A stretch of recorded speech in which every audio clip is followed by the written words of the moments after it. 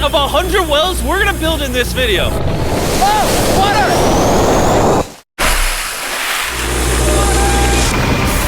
Oh, crap! You just witnessed a small village in Kenya get access to unlimited clean drinking water in less than a second. One down, 99 more wells in Africa to go. You're gonna love this video. Combined, these 100 wells are going to give around 500,000 people fresh water to drink. And after building some more wells on this side of Kenya, we flew south to the school system of Nairiri. And let's just say, they were really happy to see us. How's it going?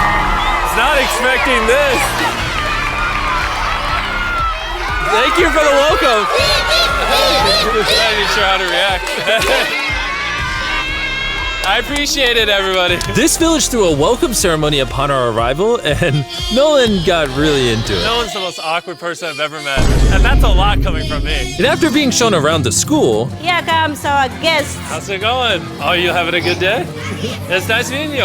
one of the teachers showed me where the students currently get their water, which is from this river. That's extremely unsafe to drink. This is where your students used to get water from? Yes.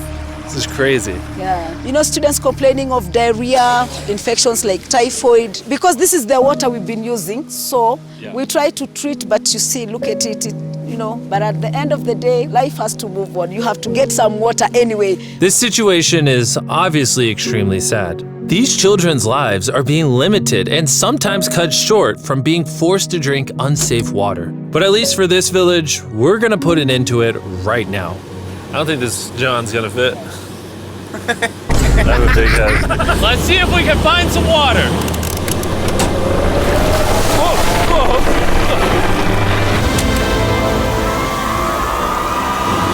It is raining! It's beautiful! After the water comes out of the ground, it's fed into enormous barrels like this one. And once they're built into the water towers, all of the neighboring villages will not only have clean drinking water, but a pressurized water source as well. Which, in short, means no more doing laundry and unsafe water. And pull! On a scale of 1 to Nolan's mom, how heavy is it? Nolan's mom times 2. Oh, God. Dude, I'll push you off of it.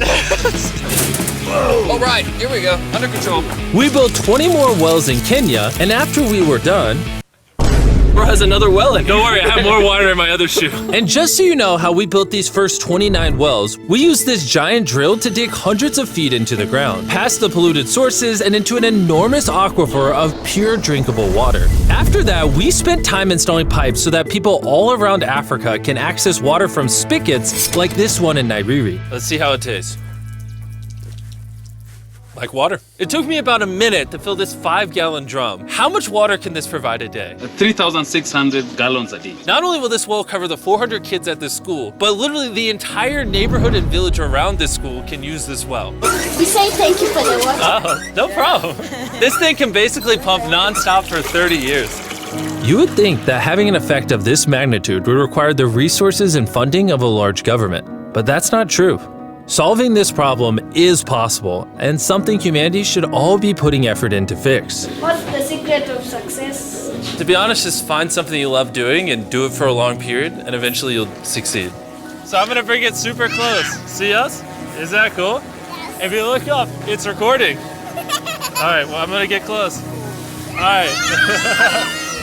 Yeah, you can see yourself. We were also able to install a well for this village, and these 12 other villages. And while we were finishing these wells, we were also able to update one of their schools with brand new computers. How are they liking it? They like them. Glad to see it turned out well. And we also updated the classrooms with new furniture, installed shelves and filled them with new books, donated a soccer ball for every student, and even put modern whiteboards and projectors in all the classrooms. Do you guys like the projector? We were using a chalk and then a lot of dust, but today everything is clean. We truly appreciate it. No problem. It's the least we could do. But then when we flew out to the side of the 45th well, we realized this community had it even harder. Every time they need to get water, they need to take a treacherous mile-long hike through the jungle. And that mile-long hike also happens to be on a giant mountain. I wake up very early, about 4 o'clock, so that I can fetch water for the school. We are not safe fetching water here. That place is very slippery. Chances of getting an injury is very high. So while we worked on their well, the community took me to see how they currently source their water. You guys guys would have to make this trip how many times a day? 2 times. 2 times a day. Oh, wow. So a typical student would carry something like this? Yeah. Oh, God. If 200 students did this every day, how hard could it be? It could be very hard.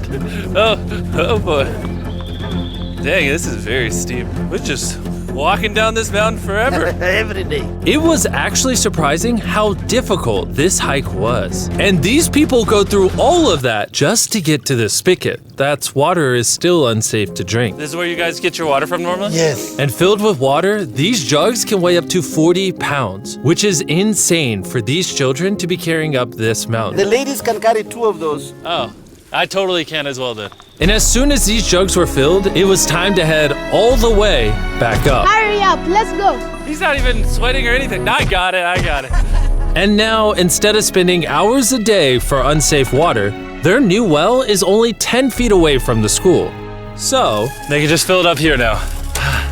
I'm too tired. and so we were on our way to the next village where we built our 46th well, but we ran into a little problem. We found out that this village is divided in half by this huge, dangerous river. It may not look like much now, but when the rainy season comes, the water comes up this high and literally swallows this bridge. And why this bridge is such a big deal is the village is over there, the hospital and schools are over there, so they're crossing this bridge multiple times a day. Despite how dangerous this bridge is, it's their only option. This river, when it is swollen, it can sweep away people, students, or even animals. In the recent past, we have lost about 3 people trying to cross this river. This loss of life is insane and absolutely unacceptable. The moment we heard about this, we knew we had to help. So while we started work on a new bridge that would let them reach their well, we then traveled over 2,000 miles from Kenya to the country of Zimbabwe.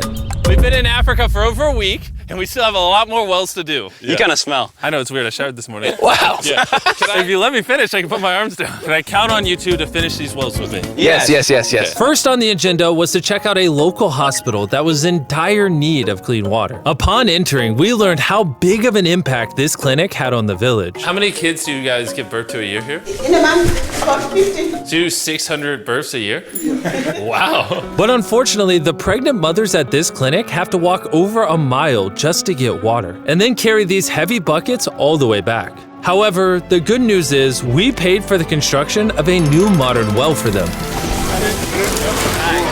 All that needed to be done now was to turn it on. All right, Nolan, are you ready? I'm ready. Over. Let me get a dramatic zoom in. Nolan, I pressed the button. Is it working? It's flowing. Oh. Do we want to go check it out? Yes. Let's do it. I love how people are immediately just getting water right now. This is easily the coolest thing ever. Nolan here is a professional dancer. He will join. How do I always end up dancing? What is he doing? Oh gosh. I won't make you watch this anymore. Besides ensuring access to clean water, a lot of the students at this village lack transportation. So we decided to give all of them new bicycles. I know it looks like a lot of kids, but we bought a lot of bikes. Full disclosure, I don't know how to ride a bike. Jimmy only knows how to give away bikes. Never learned how to ride one. Let's break in all the new bicycles. 3, 2, 1, go! Oh, everyone's passing me. Be careful, I don't know how to ride a bike. I don't want to hit anyone. You want to ride it? All right, go for it, little man. Okay. And after giving away the bikes, we continue building wells until we reach Well number 69. This solar-powered well is specially designed to aid the farmers in this village by providing more than enough water for all of their crops and livestock, even during the dry season without any electricity. Each panel is 200 watts. Then it's attached to a pump. That pump can pump 5,000 liters every hour. Basically, it's unlimited amount of water for this entire village. That's incredible. And after we left Zimbabwe, we wanted to continue to give water to communities all across Africa. So we built more wells in Uganda, Somalia, and Cameroon. If you want to see more of what we did in Cameroon, there's a whole video about that coming soon on the Philanthropy channel. Spending time in these villages really made me reflect on the importance of building wells, how it brings water to farms to feed the hungry, how it provides clean conditions for hospitals, and most importantly, how it helps the children of this next generation live long, healthy lives and build the future for all of these communities. We await a new dawn of clean drinking water. Water is life. And with some help from the locals, we finally finished a new bridge that this community can use for the next 100 years. Lives have been saved, families will come together, the worries will be gone. The 100 wells we built in this video will change a lot of lives.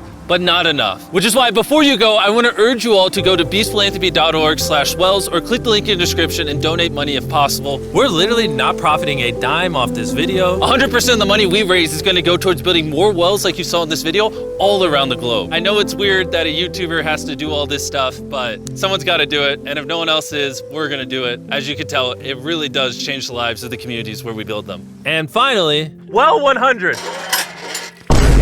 Oh my God, I'm so sorry.